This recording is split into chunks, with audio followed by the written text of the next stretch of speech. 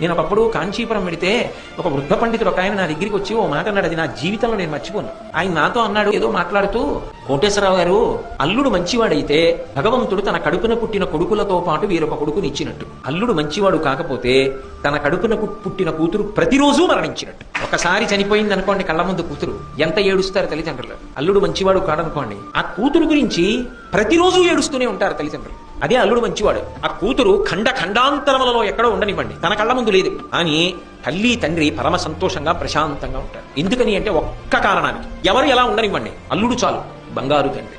నా కూతుర్ని గుండెల్లో పెట్టుకు చూసుకుంటాడు, అదొక్కటి చాలు, ఆ తల్లిదండ్రులు బతికేస్తారు. మిగిలిన వాళ్ళు ఎంత అనుకూలంగా ఉండనివ్వండి, అల్లుడు ఒక్కడు సరైన వాడు కాడనుకోండి, ఆ కూతురు నాన్నగారు ఇవాళ ఇలా ఇబ్బంది పడ్డాను, నాన్నగారు ఇవాళ ఇలా ఇబ్బంది పడ్డాను అని చెప్తుంటే ప్రతిరోజు కూతురు చచ్చిపోయినంత బాధపడతాడు కదా గురువుగారు.